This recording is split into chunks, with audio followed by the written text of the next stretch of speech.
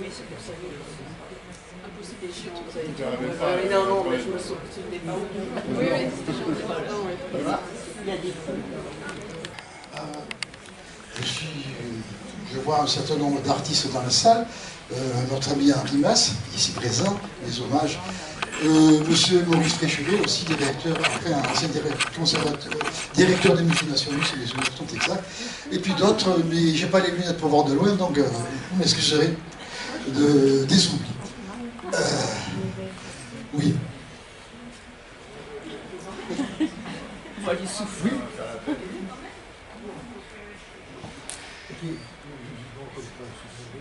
Marianne. Ah, Marianne, oh, pardon, je ne pas reconnu, excusez-moi. Même les lunettes pour voir de très près, ça suffit pas. Elle nous a fait la fameuse affiche. Oui, c'est elle qui nous a fait les affiches. Et en particulier celle que je vous ai laissée. Alors, bon, je vais retourner mon pense-bête parce que ça m'évitera les petites erreurs. Alors, alors d'abord, les annonces rituelles. La première concernant les portables. Bon, j'insiste pas, vous connaissez. La deuxième, c'est la prochaine conférence qui aura lieu le 23 mars. Hein. Son titre, c'est Ecce Homo, c'est-à-dire Voici l'homme, c'est le roman du Saint-Suaire, avec Gérard Mordillat, mais aussi en dialogue, il sera en dialogue avec Henri Brock, que vous connaissez, hein, qui nous a offert une conférence le 9 février dernier sur les phénomènes miraculeux à travers les âges. Donc il y aura un duo.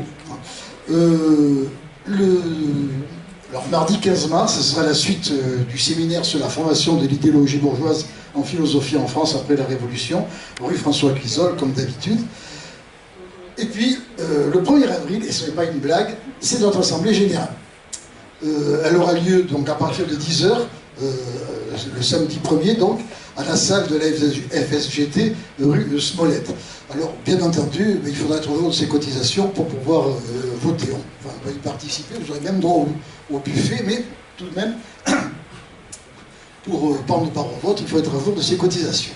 Enfin, dernière annonce, elle aussi rituelle que le portable, c'est, vous savez, nos problèmes que nous avons pour boucler notre budget, en particulier payer le vigile qui nous est imposé, et c'est pour ça que nous vous livrons une petite collecte discrète, mais nous comptons sur votre générosité comme d'habitude. Bon, cela dit, je vous présente Laurence Dionigi, qui nous fait l'honneur de prononcer sa conférence aujourd'hui. Alors, elle se présente comme conférencière, autrice, animatrice, psychothérapeute. Elle a bien raison, parce qu'elle est tout cela à la fois. C'est aussi une grande voyageuse qui a voyagué sur plusieurs continents, en Amérique, en Afrique, qui a une formation aussi assez large en économie, en art et en psycho. Donc c'est quelqu'un, disons, qui a une sacrée carte de visite, hein, et qui va... qui est aussi spécialisé, qui s'est intéressé au domaine de l'art, et en particulier de la place des femmes dans l'art, hein, en tant que conceptrice, fabricante d'art. Hein, et qui en est arrivé à cette conclusion, c'est que, ma foi, au fil des âges, on n'en voit pas beaucoup de femmes artistes. Ah, certes, ce sont des muses incomparables qui ont inspiré je ne sais combien d'auteurs, etc., etc. Mais en tant que conceptrice, eh bien, ma foi, leur place est assez mesurée. Et ça pose d'ailleurs un problème, je dirais même scientifique, sur lequel les hommes se sont penchés. Hein. Est-ce qu'elles sont capables d'avoir une pensée conceptuelle et de développer une œuvre d'art? Ah, n'oubliez pas. Il y a eu de réflexion, on s'est poussé à ce sujet. Hein. Est-ce qu'elles ont la force de mener un burin et un marteau? Est-ce que leur sensibilité exacerbée ne les met pas en porte-à-faux et ne développe-t-elle pas une émotivité trop forte pour rendre compte quand même de la réalité d'une œuvre d'art? Est-ce qu'elle distingue bien les couleurs? Ah, désolé, mais toutes ces questions ont été posées par des hommes, hein, sans doute, ont été posées, et de ce fait, hein, leur place a été occultée. Mais peut-être qu'il y a aussi d'autres raisons, à part ces infirmités. Hein. D'autres raisons, c'est la place qui ont été dévolues par les hommes pour leurs compagnes. Et cette place-là, on va dire, on va faire confiance à nos amis allemands, peuple de grande culture, qui avait résumé, si vous voulez, la situation en 3 cas. Hein, vous connaissez, ça a été repris par la suite de façon désastreuse. Kinder, les enfants, coucher la cuisine, et Kirke, l'église. Voilà, c'était la place. Vous savez, si on regarde bien, si vous êtes comme moi, originaire du pays niçois, il n'y a pas si longtemps dans les villages, bon, la femme c'était les raviolis, c'était les taloches au minot, et puis c'était tout quoi. Hein, ah oui, oui, l'église, forcément, sans ça, elles auraient peut-être été vides. Bon, cela dit, malgré tout ça, des femmes, des artistes femmes, il y en a eu, elles ont été certes oubliées, mais justement, c'est toute la science et le talent de Laurence Dionigi va nous les rappeler. Ouais. Merci à tous et à toutes d'être présents et présentes. Alors effectivement, je me suis intéressée aux femmes dans l'art. Pourquoi? Eh bien, je me suis posé la question pourquoi les femmes ne peignaient pas, ne sculptaient pas. Il y a de cela à peu près une dizaine d'années. Et j'ai commencé à chercher, à gratter. Alors c'était avant MeToo Balance ton porc. Donc j'ai commencé j'ai sorti un premier livre justement sur les grands oubliés de l'art en 2016. Et tout le monde me disait, mais non, c'est pas une thématique intéressante, les femmes dans l'art, etc. Bon, etc. Et il y a eu Balance ton porc et MeToo. On va en parler après à la fin de cette exposition. Et donc du coup, tout le monde s'est mis à ressortir les femmes au niveau scientifique, au niveau artistique, musical. On s'est intéressé, enfin les femmes, les chercheuses se sont intéressées à leur passé. Freud disait que c'était le continent noir, le continent oublié, hein, les femmes. Et donc ces femmes-là, elles ont toujours existé, c'est ce qu'on va voir dans cette présentation, depuis toujours, sauf qu'elles ont été occultées, elles ont été effacées, elles ont été dans l'ombre des hommes. Certaines ont brillé, c'est ça qui est intéressant, certaines ont vécu, ont pu vivre de leur art, et atteindre des sommets extrêmement importants, c'est-à-dire jusqu'aux cours aristocratiques, être des peintresses officielles. Alors j'aime bien utiliser le mot peintresse, qui peut peut-être choquer certains et certaines d'entre vous. C'était le métier, le terme exact qui était utilisé pour désigner cette profession. De même que autrice, hein, c'était le terme qui était utilisé pour écrire des livres. Eh bien, je ferai un petit topo aussi, enfin un petit aparté sur l'Académie française, qui a délibérément également effacé les métiers de femmes dans la grammaire et dans le dictionnaire. Je parle aussi de la fameuse, je fais allusion à la fameuse règle grammaire, le masculin l'emporte sur le féminin, qui n'existait pas du temps de Molière, et bien sûr avant Molière, c'était l'accord de proximité. Je ne sais pas s'il y a des profs de français dans la salle, mais disons que c'est une invention des hommes pour également effacer le féminin dans le mode de communication qui est la langue française. Donc, du coup, je me suis intéressée à ces femmes oubliées de l'histoire. J'ai également un diplôme sur les études sur le genre, donc ce qui est extrêmement intéressant sur l'histoire des féminismes, pour également expliquer que les femmes, en fait, se sont toujours battues. On a l'impression que c'est depuis les suffragettes. Il y en a eu bien avant pour revendiquer leur place, au même titre que celle des hommes. Mais bien sûr, pour cela, il faut qu'il y ait des écrits, il faut qu'il y ait des traces, il faut qu'on puisse savoir qui elles étaient, où elles ont étudié, où elles ont vécu. Et ça, les hommes, les érudits, c'était eux qui étaient les détenteurs des imprimeries et de la diffusion, et bien, ils se sont bien gardés de diffuser et de divulguer l'information. Alors, j'aime bien commencer par ce tableau. Je ne sais pas si vous connaissez Adélaïde Labille-Guiard. C'est une des rares académiciennes de l'Académie des Beaux-Arts. Il y en a eu en tout 15. 15 académiciennes, ce qui est absolument ridicule. Je viendrai sur la genèse de l'Académie des Beaux-Arts. Adélaïde Labille, elle a été, donc c'est une contemporaine de la Révolution française, et elle s'est mise du côté, elle s'est rangée du côté des communards, enfin non, c'était après des révolutionnaires, pardon, et elle a peint donc les députés de l'époque. Et elle se peint un autoportrait. Vous allez voir, il y a énormément d'autoportraits, et cela, il y a une raison. Elle se peint avec ses élèves, c'est-à-dire, je suis une femme d'un certain niveau social, et j'enseigne la peinture à mes élèves. Elle est là, donc en habit tout brillant, tout d'apparat, et elle regarde le spectateur. C'est très important dans l'art, le regard de l'artiste, parce qu'elle se met au même niveau que les hommes. Je peins, je m'assume en tant qu'artiste. Alors ce tableau-là, je ne sais pas si vous le trouvez beau, oui. Pour aller le voir, il faut prendre l'avion. Il est au MoMA à New York. Pourquoi? Parce que le musée du Louvre n'en a pas voulu, à l'époque. On est fin 19e siècle, voilà, fin 18e. Alors un petit quiz, est-ce qu'il y a un art au masculin et un art au féminin, à votre avis?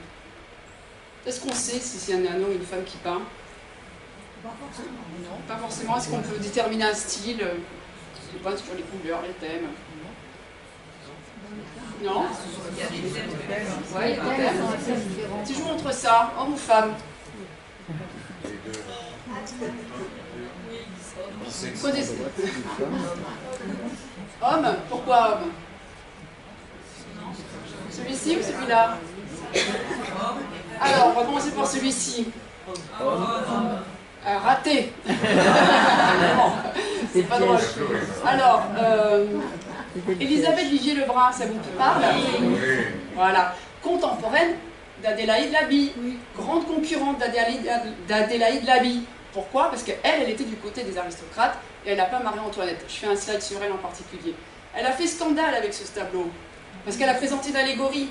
Et les femmes n'avaient pas le droit de faire des allégories. Elles n'avaient pas ce génie, comme l'a dit tout à l'heure votre président. Elles n'avaient pas cette créativité. C'était pas possible. Et bien, elle a quand même présenté cette allégorie pour rentrer donc au musée des Beaux-Arts. Elle a été acceptée. Bon, après, elle avait une grande marraine de poids, c'était Marie-Antoinette. Donc, il a fait rentrer à l'Académie des Beaux-Arts, mais pas que. Elle avait du talent. Et à côté, c'est une peintresse qu'on ne connaît pas beaucoup en France. C'est Remedios Varros, c'est une surréaliste, donc 20e siècle. Après, on aime ou pas, c'est assez particulier. Mais bon, elle a toute sa place, elle a vécu au Mexique, elle a toute sa place dans l'histoire de l'art, à mon sens. Dans sa thématique et ce côté un peu onérique, mélange des genres, hybride. Et là, homme ou femme? Oui.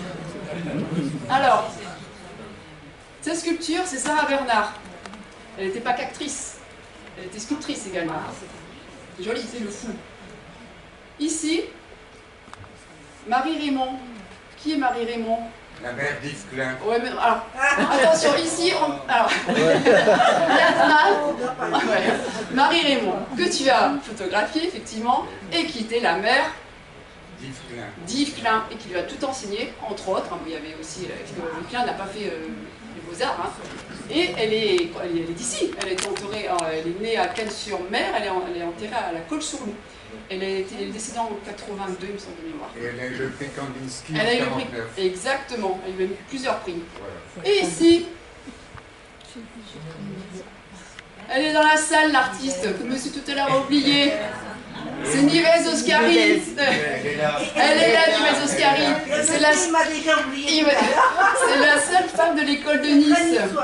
C'est la seule femme de l'école de Nice, donc un mouvement artistique. Tu viendras nous en parler justement, ça tombe vraiment bien que vous soyez là tous les deux. Donc Nives Oscari, c'est, vous savez, autour du paravent, là, autour de la tête carrée, là. Et ben voilà, vous avez l'artiste, elle est là. Tu nous expliqueras, comme souvent, même encore maintenant, tu reçois des courriers au nom de monsieur, hein, donc alors que tu as eu des prix, toi aussi, donc tu es connu internationalement. Mais bon, ça perdure encore. Voilà, donc pour faire un petit tour d'horizon, donc pour les quiz. Alors, pendant très longtemps, on a parlé d'un œuvre masculin et un œuvre féminin. Pourquoi? Eh bien parce que les femmes étaient cantonnées à certains styles. Donc c'était des portraits et des autoportraits. Donc toujours quelque chose de assez réduit. Des natures mortes et des paysages, des thèmes religieux et des scènes de la vie quotidienne. Là vous voyez, donc, je ne sais pas si vous connaissez Sophonisba Anguissola, donc qui joue aux échecs, pareil, elle regarde, donc une partie d'échecs, on est vraiment donc 16e siècle. Anna Klum, qui était la compagne de Rosa Bonheur, la laverie. Il y a eu beaucoup de thématiques au 19e siècle sur la condition des femmes, surtout fin 19e avec la révolution industrielle. Elle n'avait pas le droit de faire des nus, il y a une dame tout à l'heure qui m'en a parlé, effectivement, pas de nus, parce que c'était contre les mœurs, et puis bon, elle ne pouvait pas, même elle-même, des nus féminins, pas de portrait en pied, donc des pieds jusqu'à la tête, des petits formats uniquement, hein, quand vous allez au Louvre, vous avez des très très très grands formats, et bien les femmes, c'était des tout petits formats, comme ça on ne les voit pas, pas de scène d'histoire, donc c'est de l'art majeur. Donc là je vous ai mis aussi quelques femmes, Marie-Louise Pétier, Blanche Audin pour les bouquets, et donc Elisabeth Sophie Chiron, je fais un slide sur elle aussi après, donc avec des thèmes religieux. Et quand on voit ces peintures, on ne sait pas du tout si c'est un homme ou une femme, c'est des thématiques que les femmes et les hommes peuvent aussi bien donc, peindre, et les hommes aussi bien sûr se sont appropriés. Alors pourquoi tout cela? Déjà il faut revenir à l'éducation des femmes. Pendant longtemps, du XIVe siècle au XVIIIe siècle, la femme devait être éduquée. Son rôle, donc, c'était de devenir une bonne mère, une bonne épouse, se rendre agréable au mari, tenir son foyer. L'enseignement reçu, ce qui est important, donc l'enseignement artistique, musical ou philosophique, à l'époque, c'était que des travaux domestiques, catéchisme, le chant, la musique, la poésie, pas de cours de mathématiques, donc pour les proportions c'est un petit peu embêtant, ni de philosophie. L'éducation s'effectue au couvent, après souvent elles se mariaient, elles avaient le choix du mariage ou de rester donc nonnes, d'ailleurs beaucoup de femmes artistes qui étaient donc au couvent, ou bien un précepteur. Donc c'était souvent des pensionnats. Donc déjà un enseignement qui était différent de celui des garçons. Au XVIIIe siècle, avec la Révolution, la femme doit être non plus éduquée, mais instruite. Donc pareil, pour avoir une conversation agréable, et puis bon, on a un petit peu besoin d'elle. Il y a eu quand même, au Moyen-Âge, toute une, je dirais pas une révolution, mais disons une organisation économique et sociale. Donc il y a un développement économique au niveau du commerce, donc il y avait beaucoup de femmes qui travaillaient. Les femmes ont toujours travaillé, donc pour tenir les comptes du mari, ou pour les autres affaires, donc elles avaient besoin d'un minimum de connaissances. La femme peut divorcer, elle paye ses impôts, mais aussi elle monte à l'échafaud. Je pense à Olympe de Gouges, par exemple, en plus, le 9 mars, 8 mars, non. Le code Napoléon Ier, qui était extrêmement néfaste pour les femmes, l'infériorise officiellement. Donc c'est vraiment dans les textes de loi, c'est la loi. Il dit bien, les femmes privées de droits juridiques sont les mineurs, les femmes mariées, les criminels et les débiles mentaux. Donc une femme est assimilée à un débile mental ou une criminelle. C'est pas mieux quand même, dans le même registre. Donc on a un héritage quand même avec Napoléon Ier, c'est lourd. Après l'éducation se faisait dans d'autres systèmes, c'est un peu moins intéressant pour dire qu'il y a une évolution, où on s'est intéressé, les hommes se sont intéressés à l'éducation des femmes. Je vais en donner un petit peu plus. Un petit focus comme pour Napoléon, parce que quand même, ça vaut son pesant d'or, parce qu'on a toujours les mêmes problématiques aujourd'hui, donc quand même 200 ans après. Donc interdiction de signer un contrat de gérer des biens, exclusion totale des droits politiques, voyager, travailler, etc. Les femmes et les enfants naturels n'ont aucun droit, et ce qui est intéressant c'est ça, 1810, le devoir conjugal est une obligation, il n'existe pas de viol entre époux. Donc nous on a toutes les problématiques aujourd'hui, le consentement. Il y a viol entre mari et femme, même marié, le consentement. Eh ben non, c'est une obligation de la femme, et donc il n'y a pas de viol entre époux. Ça date de Napoléon. Pour changer de mentalité, quand c'est quelque chose qui est un texte de loi, eh ben c'est compliqué.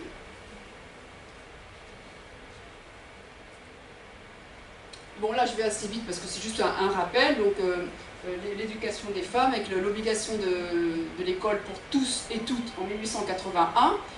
Néanmoins, l'enseignement n'est pas le même pour les garçons et pour les filles. La mixité à partir de 1068. Bon, je vous vite, c'est bon, intéressant. Le droit des femmes, ce qu'on voit après à travers l'art, c'est pour ça que je vous fais un petit rappel historique. Les femmes rentrent dans les usines dès 1850. Pourquoi? Parce que la révolution industrielle, on a besoin de main-d'œuvre, surtout mal payée.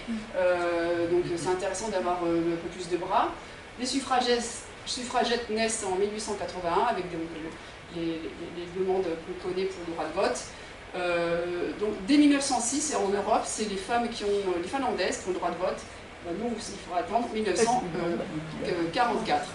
Alors pendant la Première Guerre mondiale, c'est intéressant parce que les femmes, il y a eu des députés qui ont voulu donner le droit de vote aux femmes pendant la Première Guerre mondiale, enfin après, et c'est Clémenceau qui a dit non, parce que les femmes sont des proies facilement manipulables par rapport à l'Église. Voilà.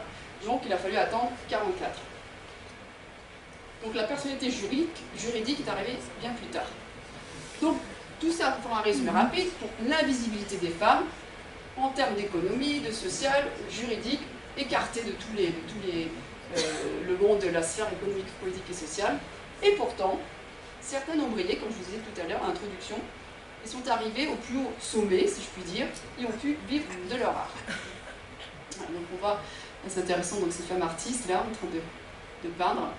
Alors, la première fois qu'on a entendu parler d'une artiste, c'est pour ça qu'on dit artiste femme, comme si la norme c'est artiste et c'est forcément homme, c'est artiste femme, d'une artiste, sans préciser une femme, c'est sous Pline l'Ancien, donc on est en 23 avant Jésus-Christ. Il évoque dans ses écrits 6 femmes, qui sont, donc j'en ai mis quelques-unes, Lala de Sicyque, Timarène et Aristarète, et donc dès le départ, donc on voit bien que les femmes peignaient et sculptaient depuis toujours. Grâce à ces écrits, on sait que c'était quelque chose qui, les femmes s'adonnaient comme à la musique, comme au sport, comme à toutes les disciplines où ils travaillaient. Donc là, c'est les premières, on va dire, les premières, comment dire, oui, enfin, origine de la, enfin, origine non, mais écrit, voilà, les premières traces. Au Moyen-Âge, donc là on passe sur notre période avec le christianisme, où l'art est avant tout sacré, c'est un art qui est donc religieux, le corps devient tabou, notamment le corps de la femme, donc pas vraiment d'un extrême à l'autre. Et ce qui est intéressant, c'est surtout la naissance du marché de l'art. Donc on est vraiment dans l'Europe du Nord, avec des commandes de seigneurs et de clergés qui se développent énormément à partir du 5e siècle. D'où plus tard aussi les peintures flamandes, il y aura plus de 5 millions de peintures flamandes au XVIIe siècle, c'est vraiment extraordinaire, il y a vraiment eu un marché, il y a eu un développement à ce niveau-là. Plus tard, les artistes se regroupent en forme de guildes, qui étaient au départ des corporations. C'était avant tout, l'artiste était un artisan, c'était pas un créateur, il y avait vraiment un côté outil et reproduction, on reproduisait des images pieuses ou des scènes bibliques. Donc, et puis après, on travaillait comme graveur, sculpteur, donc on montait les cathédrales, il y avait tout un art, mais qui tournait du côté artistique, dans le sens artisan. La guilde Saint-Luc, c'est celle qui donnera plus tard les fameuses académies Saint-Luc, qui disparaîtront au XVIIIe siècle, selon mes mémoires.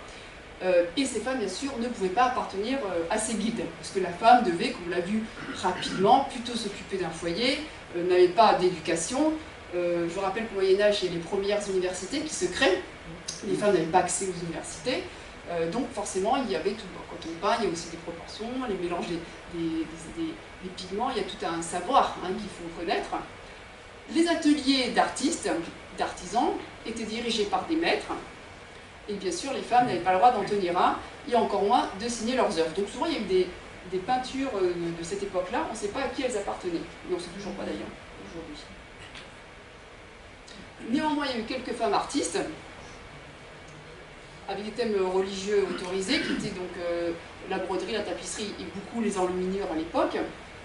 Donc, par exemple, Hildegard de Bingen, que vous connaissez, c'est au XIIe siècle, musicienne, écrivaine, enlumineuse, abbesse, donc elle a eu son enseignement donc, dans les couvents.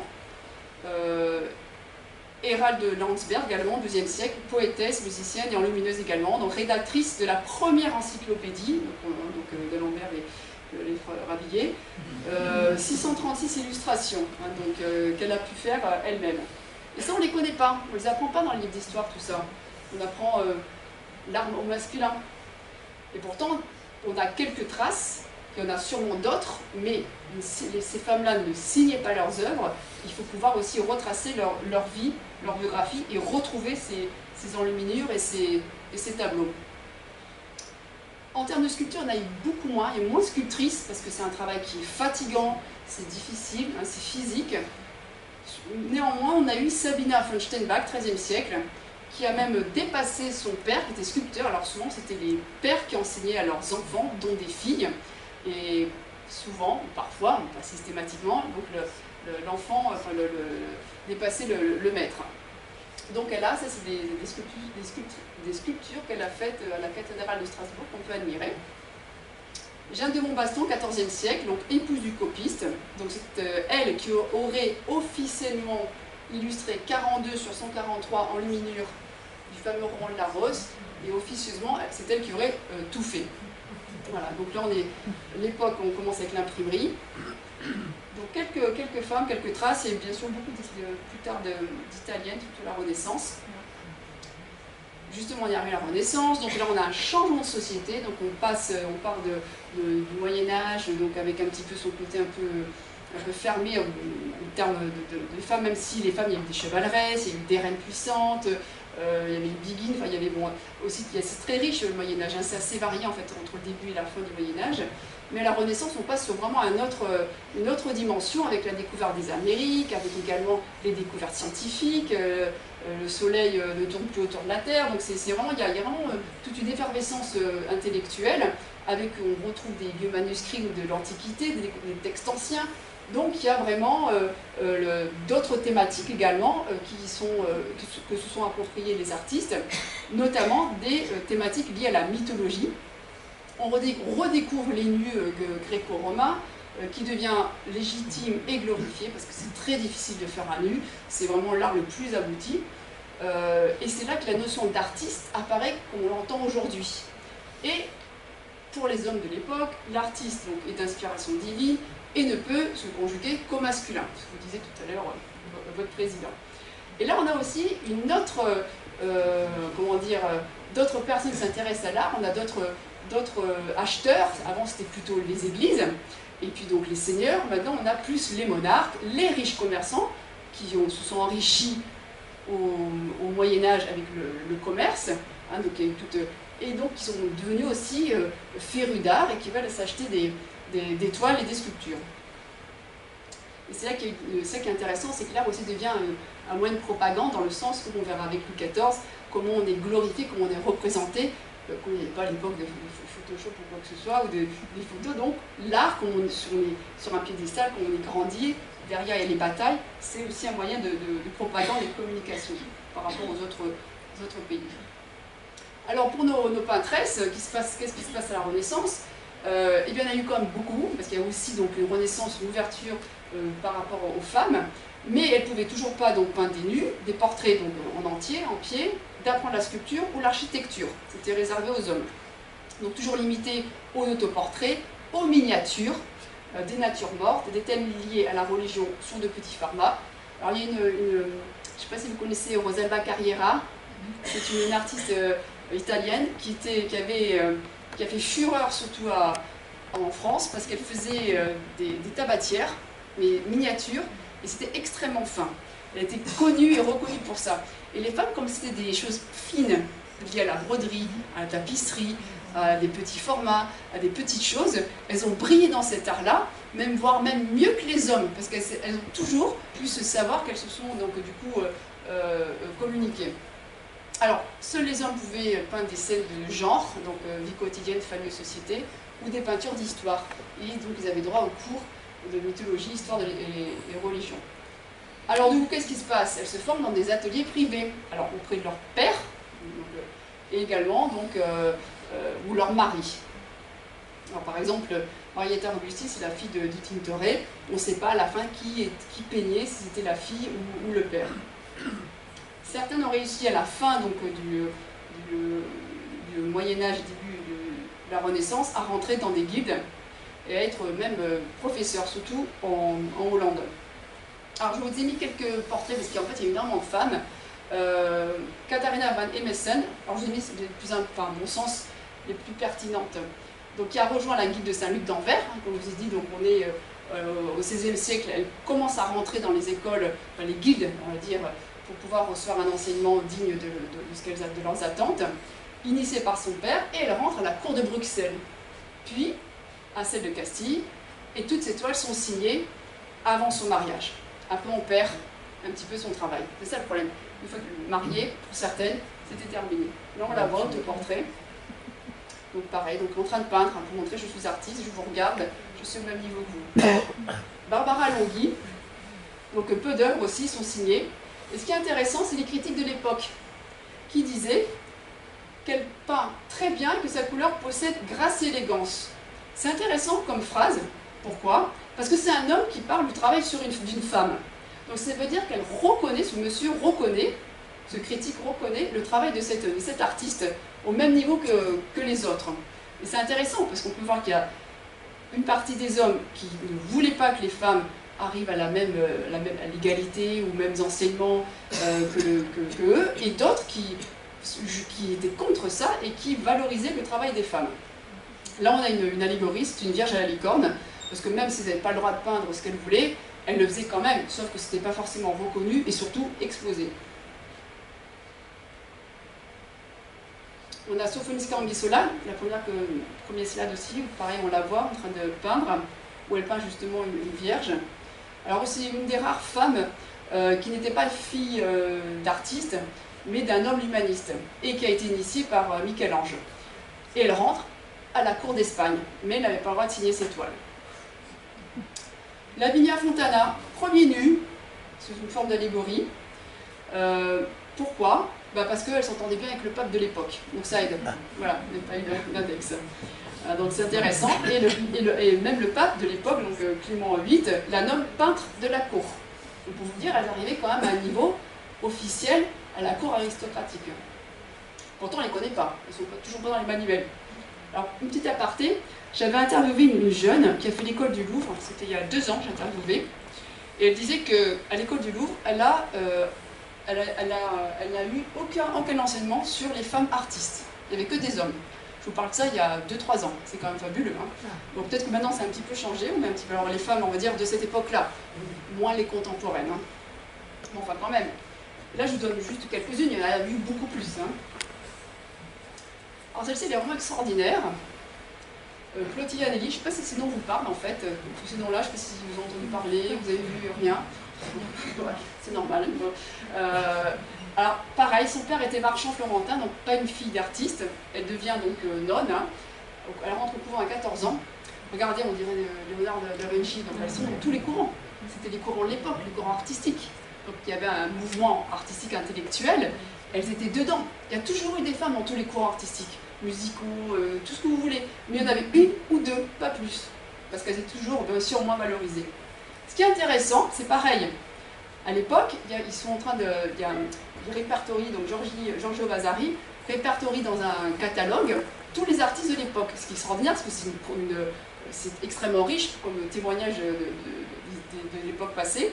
Et il parle de cet artiste-là, il parle aussi d'autres femmes, mais celle-ci c'est extraordinaire, parce qu'il dit bien, Clotilde Anelli aurait fait des choses merveilleuses si, comme les hommes, elle avait eu la possibilité d'étudier et de pratiquer le dessin et de représenter des sujets vivants et naturels. Tout est dit dans cette phrase. Donc c'est toujours à partir de nus, mais pas de modèles vivants, ou à partir donc de reproduction. Et donc, on voit bien que même sans enseignement, il fait des louanges sur le travail de cet artiste. Et c'est aussi une des rares artistes à avoir dessiné la scène, vous voyez derrière. C'est un très très grand tableau qui fait de mémoire 7 mètres de longueur, ce qui était assez rare pour l'époque pour une femme de faire un tableau aussi grand. Et on ne la connaît pas. Alors elle a été mise à l'honneur qu'en 2017 en Italie. Donc en 2017, mais en France, toujours pas.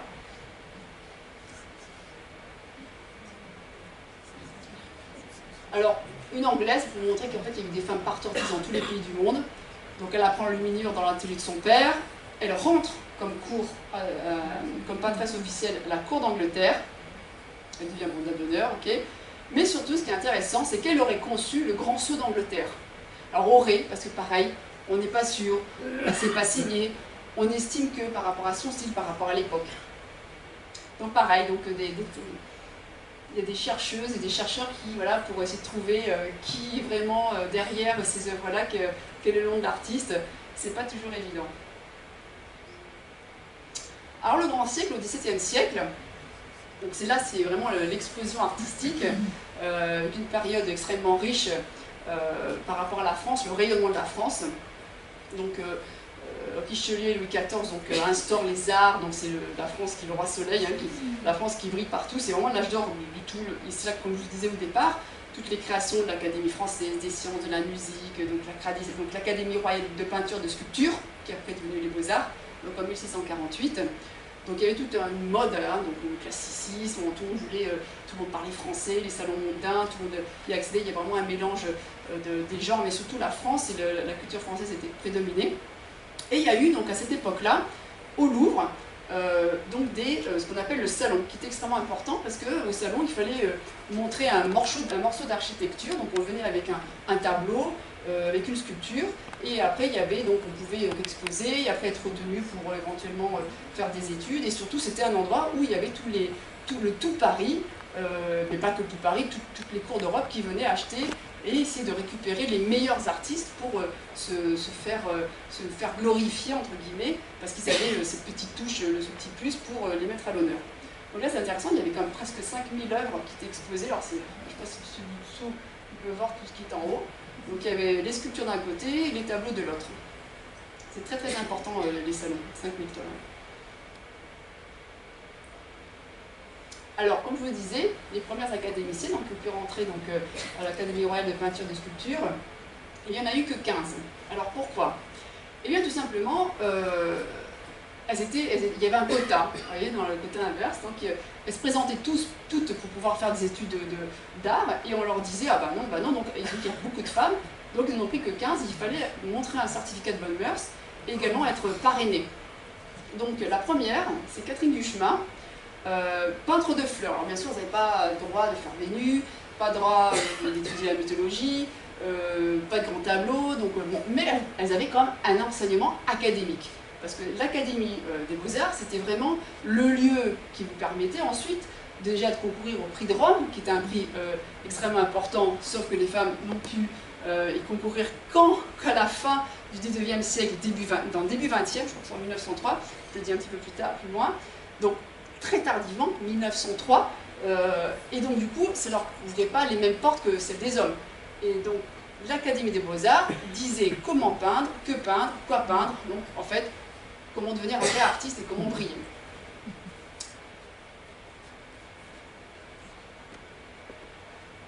Voilà, j'ai pas dit. Donc il y avait aussi l'Académie Saint-Luc, comme je vous disais, donc les guides de Saint-Luc qui sont devenus l'Académie Saint-Luc, mais qui n'avaient pas le même prestige et qui fermera la Révolution française. Et également, les femmes n'ont plus pu rentrer à l'Académie royale de peinture et de sculpture à la Révolution française. On estimait qu'elles n'avaient pas à peindre ni à sculpter, donc il fallait qu'elles rentrent dans leur foyer. Donc là, vous avez deux les rares académiciennes, Anne-Marie Réboul, donc deux pigeons, voilà, donc nature morte, donc bon, des thématiques qui sont peut-être pas très excitantes, très jolies. Alors je vous ai mis quand même quelques noms, les sœurs là dans Boulogne, comme je vous ai montré tout à l'heure, Catherine Perrault. Je ne sais pas si ces noms vous disent quelque chose. Donc avec toujours donc, des autoportraits, des portraits de fleurs, des animaux, voilà, des petites choses comme ça, des académiciennes.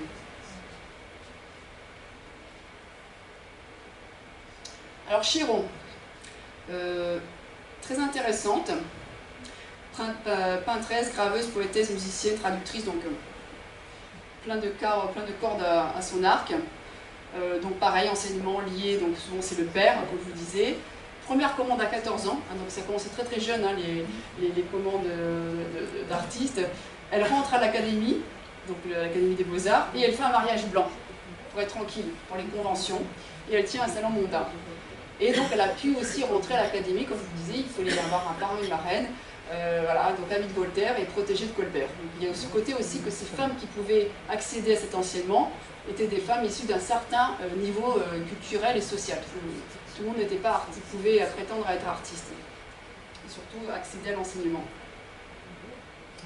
Un petit focus sur Artemisia Gentileschi. Donc fille, bon, je crois que vous la connaissez justement, mais c'est depuis quelques années, depuis 3-4 ans en fait, hein, donc on est davantage Gentileschi, donc on sait qu'elle a été donc abusée par un des apprentis qui travaille avec son père, donc fille d'artiste, donc elle étudie à l'académie, et elle appartient au mouvement Caravage avec des peintures assez violentes, hein, donc on dit que c'est un petit peu l'art-thérapie, on dit que c'est donc là ce seraient ses deux jambes, et en fait elle repeindrait le viol, et elle le tue, enfin elle coupe la tête, hein, donc dans cette allégorie, pour un petit peu extérioriser ces angoisses liées au viol et surtout au procès qui a eu lieu après le viol, hein, parce qu'elle a dû démontrer qu'elle n'était pas en... C'est assez compliqué. Néanmoins, elle réussit donc à accéder à la cour d'Angleterre et surtout à être portraitrice des Médicis. Hein. Donc les Médicis, c'est vraiment eux qui ont promu l'art dans toute l'Europe, hein, notamment en Italie. Et donc c'était extrêmement important et prestigieux de pouvoir rentrer et travailler pour les Médicis.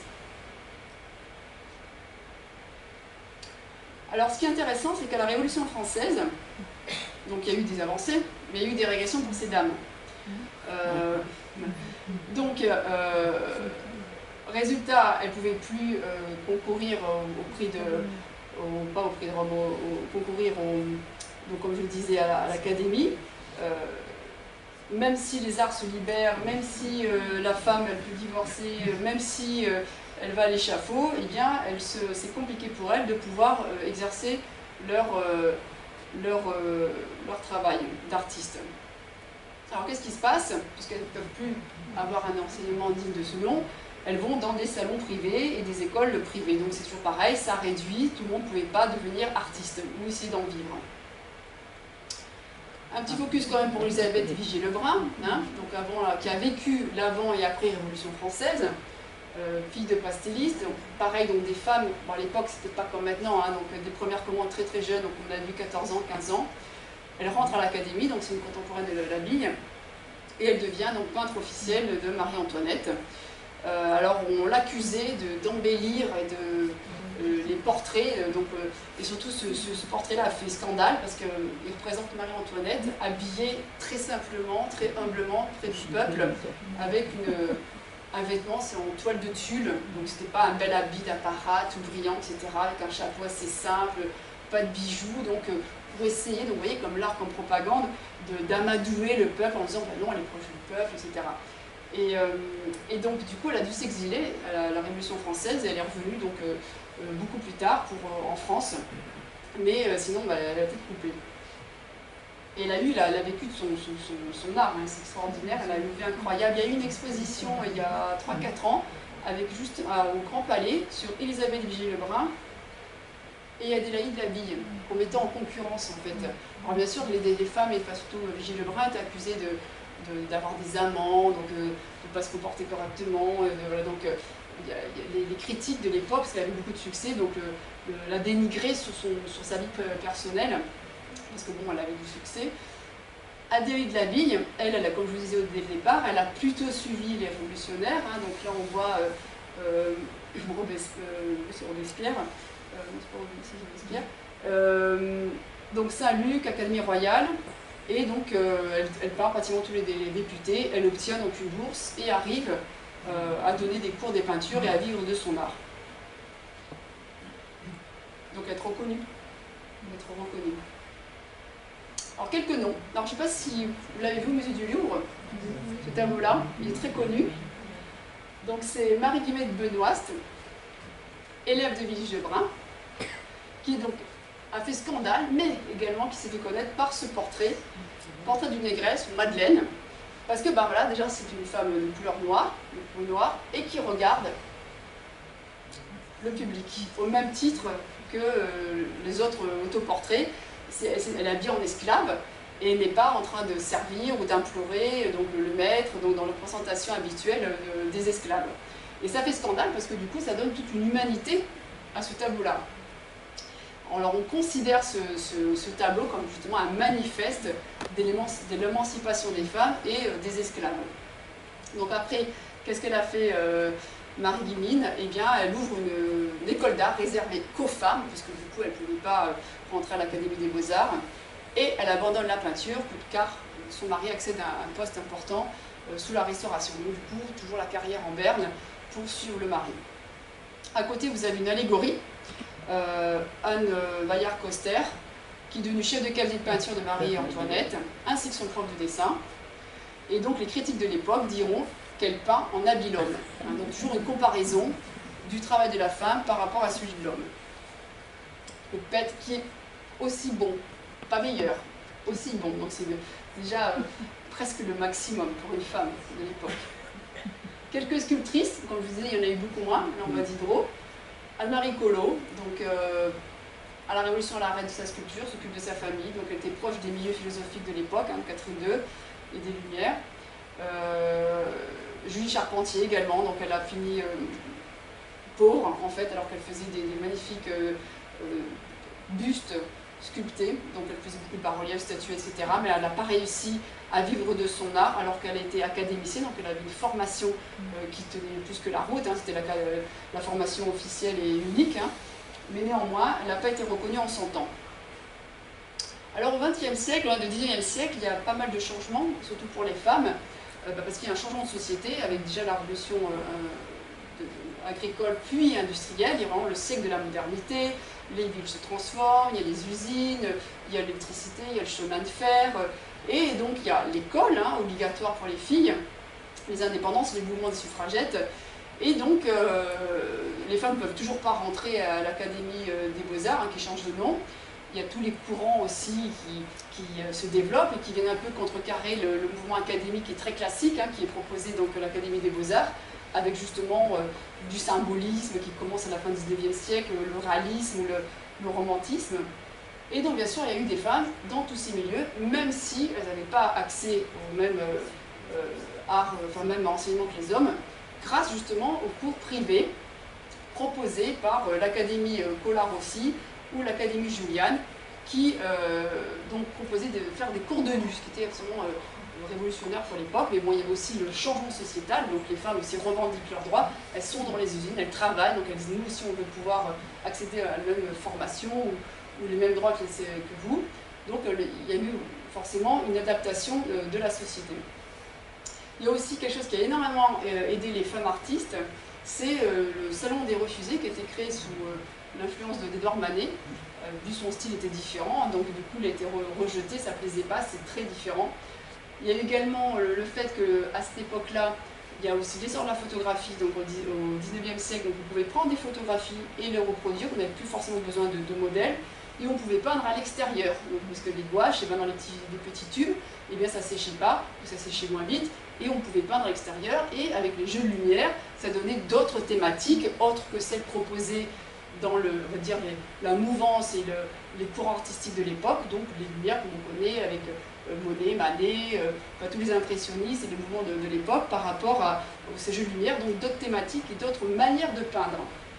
Alors ce qui est intéressant, c'est que Hélène Berthaud, en 1881, crée l'Union des femmes peintres et sculpteurs, qui était le premier salon, on va dire, des femmes artistes, puisqu'elles n'avaient pas le droit, comme je vous le disais, de rentrer dans l'Académie des Beaux-Arts. Et cette union des femmes peintres et artistes existera jusqu'en 1994, donc c'est assez récent que ça n'existe plus. C'est assez intéressant de voir que ça a quand même bien perduré. Alors je vous mets quelques photos de femmes de l'époque qui peignaient, dans l'atelier Rodin.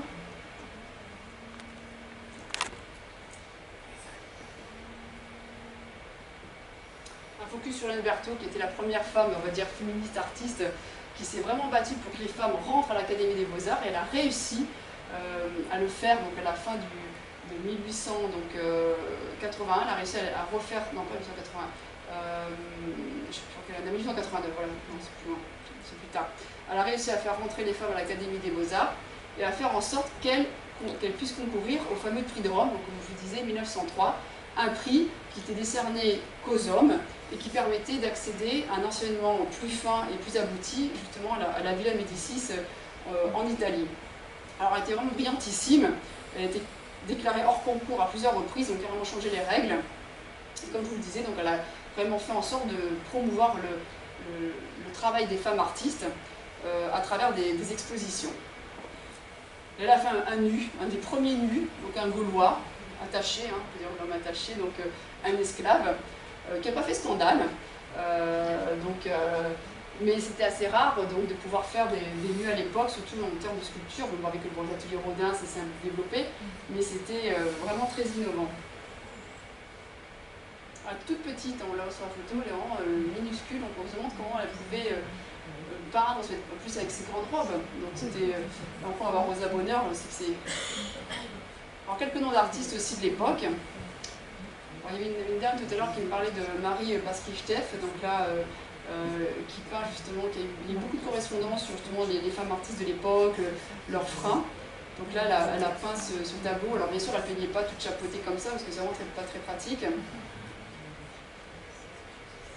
Bon là, sinon, vous disent davantage quelque chose, que c'est plus proche, hein, donc, puisque bon, il y a plus de littérature sur elle, plus d'informations. Alors un petit focus sur Marcello. Vous connaissez Marcello ou pas? Alors extraordinaire Marcello. Parce qu'en fait c'est un homme, alors elle se présente, alors c'est une Suissesse, elle a reçu un enseignement digne de son nom, elle est veuve, elle voyage, elle va à Paris qui est vraiment la place artistique où il faut se rendre et se faire connaître et apprendre. Et elle présente des œuvres. Et à ce moment-là, donc elle prend le pseudonyme de Marcello parce que en tant que femme, personne ne la connaît, c'est compliqué pour elle d'exposer au fameux salon dont je vous ai parlé tout à l'heure au Louvre. Et donc l'impératrice Eugénie la remarque, la fait venir Marcello et se rend compte que c'est en fait un homme, une femme, pardon. Donc du coup, ça fait un petit peu entre guillemets un scandale. Alors la Pitti, cette magnifique sculpture, vous la trouvez à l'entrée de l'Opéra Garnier à Paris. Il dit toujours, et c'est pareil, quand Garnier a choisi la sculpture, ça fait scandale parce que c'était un travail fait par une femme.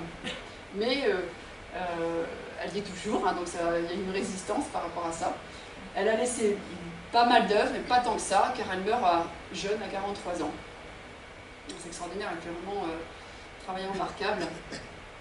Il n'y a eu pas beaucoup de femmes qui ont utilisé un pseudonyme pour se faire connaître, de manière générale. Elles utilisaient leur nom. Eva González fait partie du mouvement impressionniste, on la connaît beaucoup moins que Bracquemont, ou Cassatt ou Morisot, parce qu'elle est décédée très jeune, à 34 ans, en couche, souvent après avoir accouché. Donc il y avait aussi la problématique de la grossesse, avec après il faut s'occuper des enfants, le mari qui ne veut peut-être pas toujours que la femme travaille, et puis il y a les enfants à s'occuper, et la grossesse, on meurt en couche ou après. Et du coup, forcément, quand on meurt à 34 ans, on laisse pas beaucoup d'œuvres derrière soi. Donc on est complètement en plein dans l'impressionnisme, avec quand on voit ces peintures-là, on ne sait pas trop homme ou femme, mais on est vraiment dans le mouvement où il y a eu, donc, comme je vous disais, dans chaque mouvement artistique, peu importe lequel, il y a toujours eu des femmes artistes. Alors Rosa Bonheur,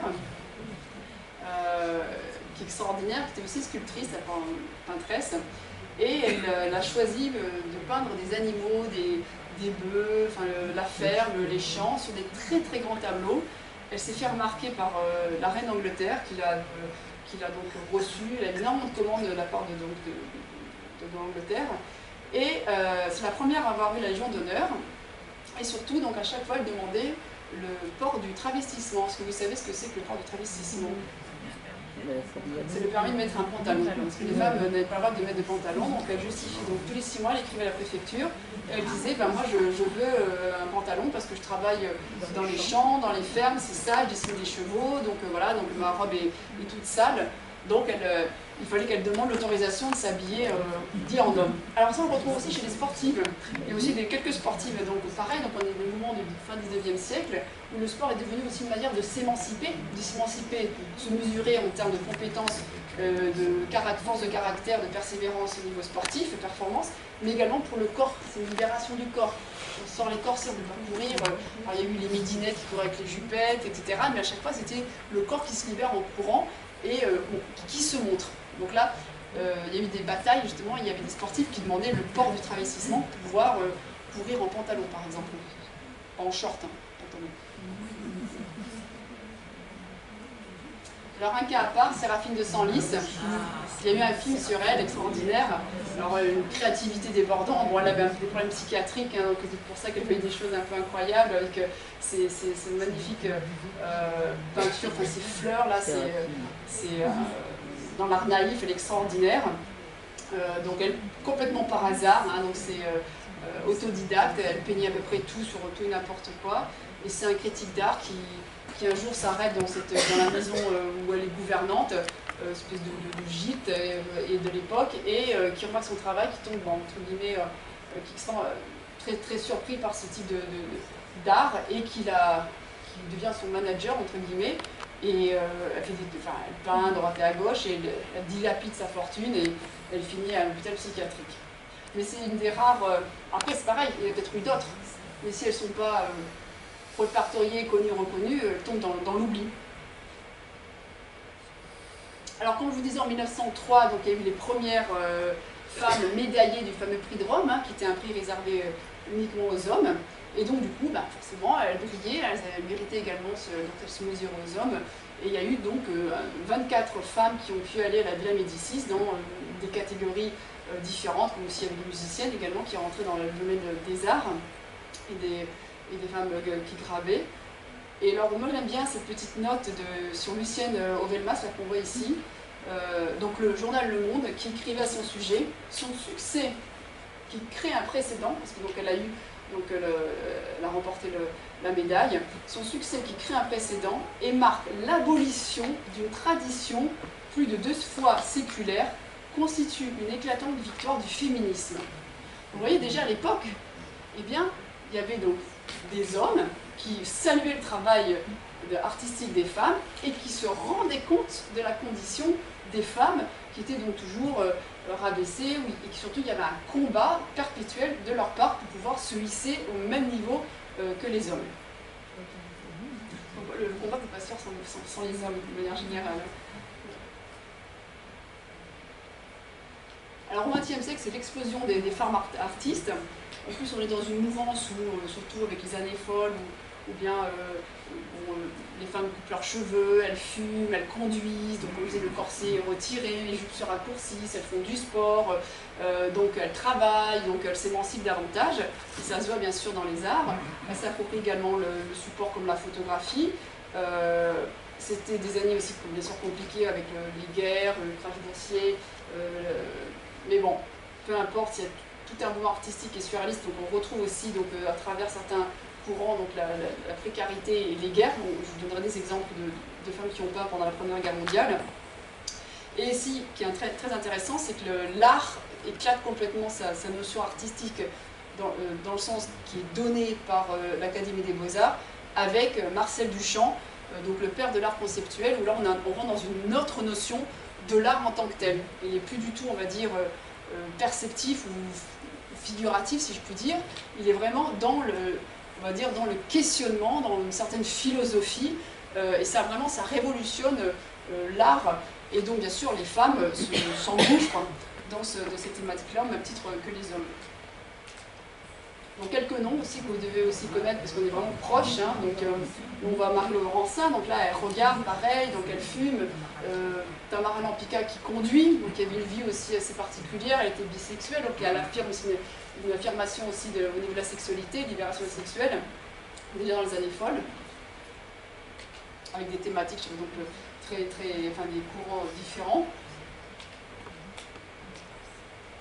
Donc je vous disais donc elle c'est Romaine Brooks, qui a peint donc, les femmes sur le pas en tant que soldate, mais en tant qu'infirmière. Hein, elles ont joué aussi un rôle pendant la Première Guerre mondiale. Alors, c'est une américaine donc, qui s'est installée à Paris, donc pareil, un héritage, donc il y a vraiment ce côté où les femmes qui pouvaient vivre de leur art, c'était quand même des femmes qui avaient quand même une certaine aisance financière. Elle est bisexuelle et elle se spécialise sur les portraits de femmes lesbiennes. Donc là, on la voit, elle c'est la mode avec Colette, etc. Donc les cheveux courts, le monocle, et des peintures un petit peu grises. Donc elle tombe dans l'oubli dans les années 70, parce qu'elle n'est plus trop à la mode. Donc elle est morte en 70, donc après-guerre, c'était plus de 2000, ce type de tableau, enfin ce type de style. Et elle fait un mariage blanc, elle se marie avec un pianiste justement pour les conventions, montrer qu'elle était hétérosexuelle. Anna Quinco, qu'on ne connaît pas beaucoup, une sculptrice remarquable, c'est vraiment extraordinaire. Pareil, donc elle obtient donc, des prix, donc là maintenant les arts sont ouverts aux femmes, mais elle préfère, plutôt que partir sur l'Italie, elle va plutôt en Afrique, et surtout elle va tomber amoureuse de ces pays-là et de l'art africain en général, et c'est elle qui, entre autres, qui a contribué à faire connaître l'art africain en France. Et elle aura une très grande notoriété, elle sera invitée à l'exposition, aux différentes expositions universelles, elle fera les dessins sur les timbres, elle fera énormément de choses par rapport à l'art africain qu'elle promue parce que ça lui plaît, parce qu'elle est vraiment tombée amoureuse de ces pays-là. Et elle est devenue chevalière en 1932, chevalière de la Légion d'honneur, ce qui est assez rare hein, donc pour les femmes de l'époque, par rapport à son travail de divulgation. Donc on est aussi dans une époque où il y a le colonialisme évidemment, donc forcément c'est quelque chose qui est véhiculé donc, à travers ces médailles qui sont données, donc son travail on va dire, vulgarisatrice de l'art africain. Alors après la Deuxième Guerre mondiale, l'art qui était plutôt sur une place plutôt française, et surtout sur Paris, surtout au XXe siècle, fin XIXe, se déplace à New York. Ce sont des années qui sont marquées donc, par la guerre froide, la guerre du Vietnam, la décolonisation. Il y a vraiment un changement de génération, de mode de vie. L'art devient éphémère, il se démocratise, il rentre dans les maisons, à travers la radio, à travers les magazines, à travers la télévision. Il n'est plus élitiste, comme c'était le cas avant. Parce que bon, avoir un enseignement artistique ou aller dans les musées, c'est pas tout le monde, même encore maintenant. Si vous êtes dans certains quartiers de la ville de Nice, vous demandez à des enfants, ils ne sont pas allés souvent à des musées. Donc là, ils se vulgarisent davantage, si je puis dire, à l'époque. Il devient surtout éphémère, donc il est vraiment, puis alors il y a ce mouvement où on remet en cause la société de consommation, les guerres qui sont très présentes, donc ce qui donnera donc à différents courants artistiques qu'on connaît, qui ne perdurent pas encore aujourd'hui, quoique le street art ça continue bien sûr, et qui feront donc éclater encore plus les frontières de l'art classique français de l'Académie des Beaux-Arts. Alors je parlais avec une dame tout à l'heure, on parlait des femmes dans l'ombre. Là je vous donne quelques exemples. Donc Sonia Delaunay, on connaît moins. Alors on connaît plus maintenant justement avec Balance ton port, MeToo, parce qu'il y a vraiment maintenant des reportages, toute la presse féministe qu'on trouve en ligne parle de ces femmes-là, les tire de l'ombre. Hein, mais il y a encore 10 ans, on connaissait beaucoup moins ce travail-là. Donc, je pense par exemple à Frida Kahlo, qui est devenue une icône féministe, mais Frida Kahlo, il y a encore 10-15 ans, on ne la connaissait pas tellement en France.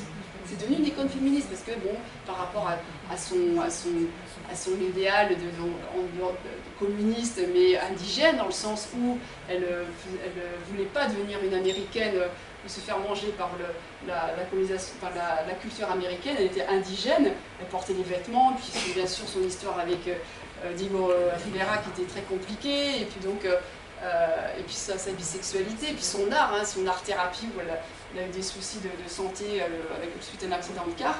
Elle est devenue une icône de la résistance et puis donc de son affirmation. Mais avant ça, elle n'existait pas. C'est comme Christine de Pisan, c'est pareil. Christine de Pisan, on la connaissait moins avant les mouvements c'est tant mieux parce que maintenant elle rentre, on la connaît davantage. Christine de Pisan, c'est une autrice, on est fin Moyen-Âge, c'est une des rares femmes à vivre de sa plume.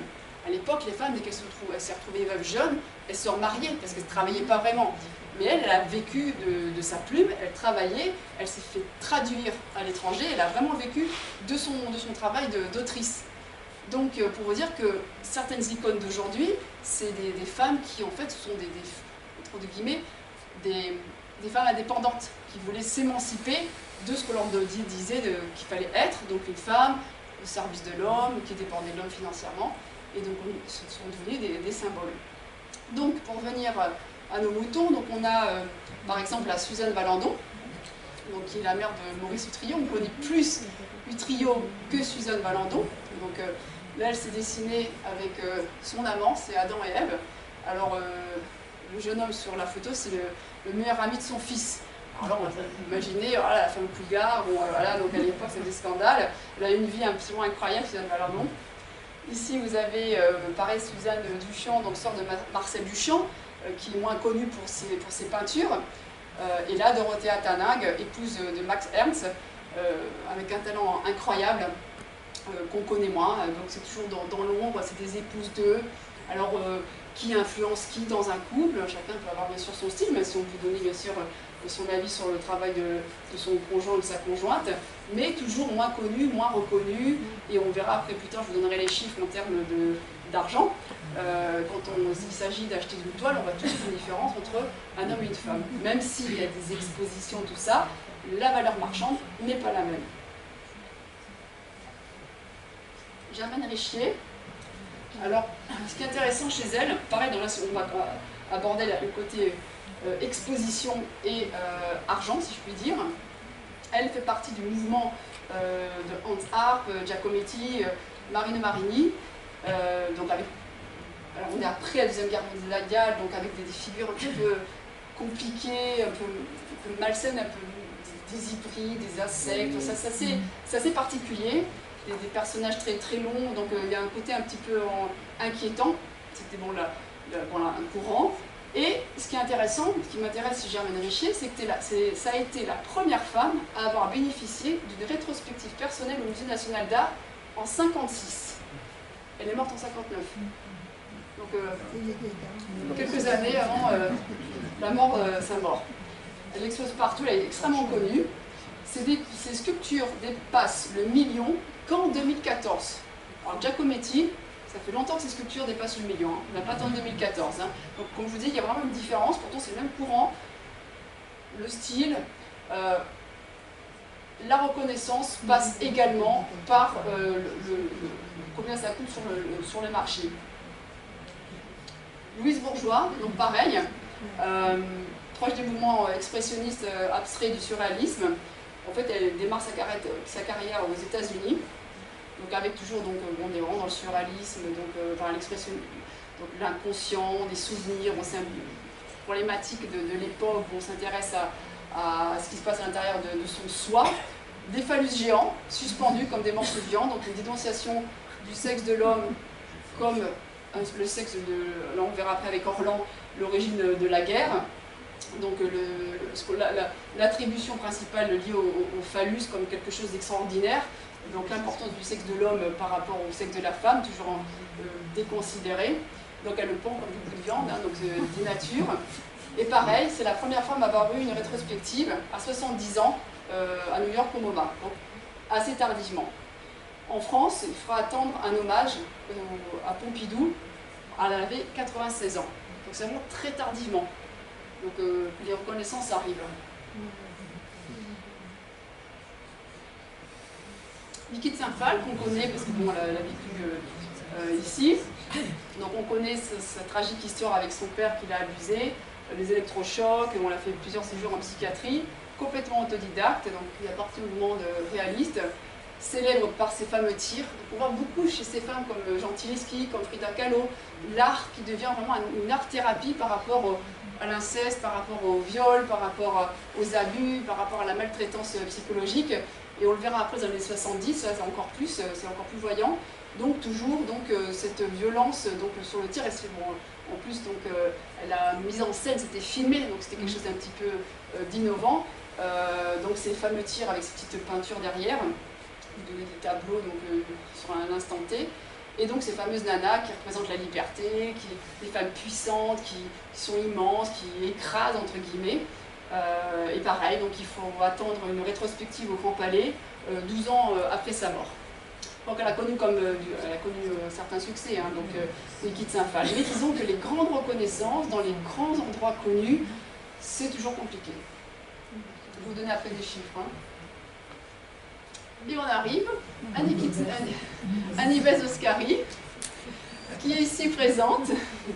Est-ce que tu veux parler de ton expérience, Nives? Ouais. Nous avons la chance d'avoir Nives, la seule femme de l'école de Nice. Est-ce que tu peux nous expliquer ton parcours et tes difficultés en tant que femme? En tant que femme, c'était pas toujours très évident parce que la misogynie n'a pas disparu de toute façon. Hein. Et surtout dans Nice, c'est encore pire qu'ailleurs, je trouve. Alors je ne sais pas, mais moi, je me suis toujours battue seule et je pense que j'ai avancé très seule. J'ai exposé dans le monde entier. J'ai fait des sculptures en Corée du Sud. Je suis restée 40 jours pour faire une sculpture. J'étais à New York exposée. J'étais au Japon. Je suis allée au Japon. Je suis allée en Allemagne. Je suis en Belgique, partout. Sauf, bien sûr, chez nous, ici. Et grâce à Yves Bayard, l'architecte du masque, j'avais fait le grand paravent. J'espère qu'on ne va pas l'enlever. Parce que là, je pense que là, je me révolterais. Hein. Je compte sur vous pour venir manifester. Non, mais c'est vrai que là, on a vraiment supprimé tout ce qui était artistique à Nice, les galeries du bord de mer et tout. Donc, voyez-vous, on ne fait pas cas de l'art. Et en plus, ils sont très surpris que l'UNESCO les a laissés tomber. Il n'y a plus rien pour présenter de l'art à Nice. Voilà, donc, et mon parcours, enfin, il y a beaucoup de choses à dire. Peut-être qu'un jour, je ferai une petite conférence.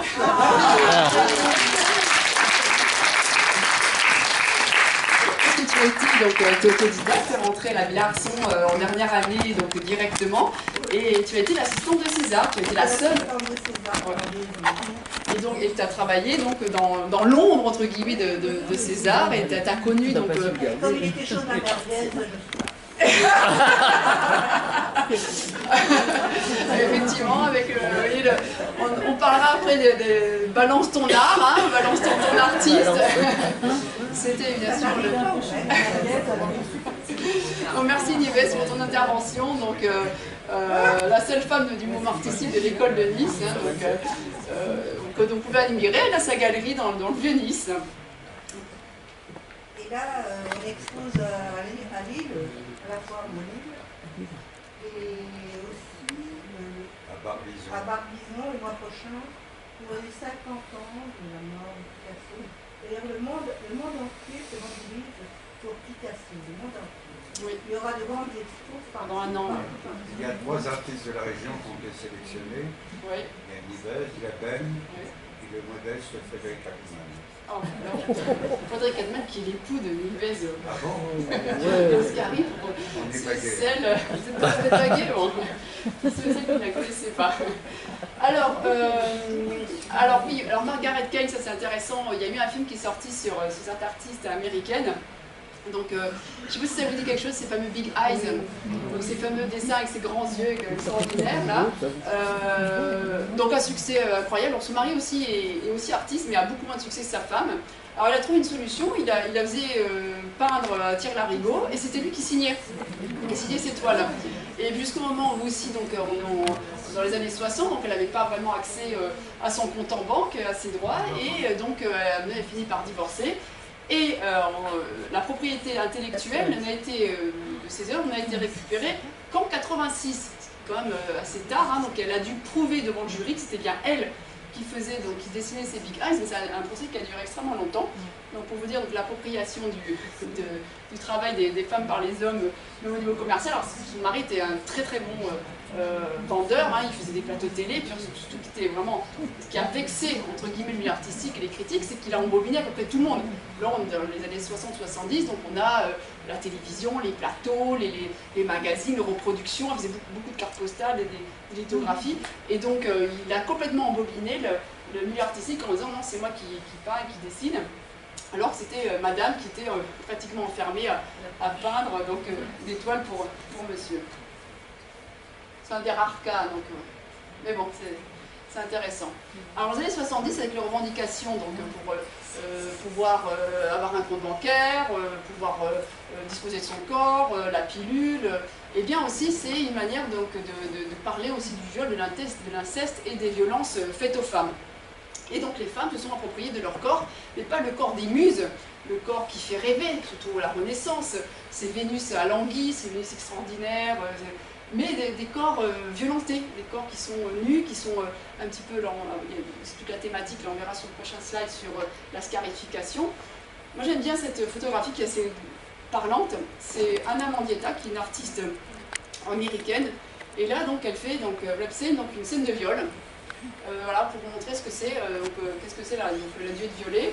Et Anna Mendieta a été défenestrée par son mari artiste, elle est tombée de je ne sais plus quel étage, et en fait c'est un féminicide. Et chaque année, à la mort d'Anna Mendieta, il y a les mouvements féministes, même encore aujourd'hui, qui manifestent pour essayer de réouvrir le dossier et pour prouver que donc c'est bien, suite à une dispute, il y avait des cris qui ont été entendus, et elle est tombée du tour d'un building, et donc à chaque fois que son mari expose, enfin son conjoint expose, pour faire en sorte que la vérité soit faite. Donc des thèmes, donc l'érotisme, la violence physique, on disait psychologique. Marina Abramovic, alors extraordinaire, elle prenait des psychotropes pour essayer de rentrer en transe, elle se scarifiait.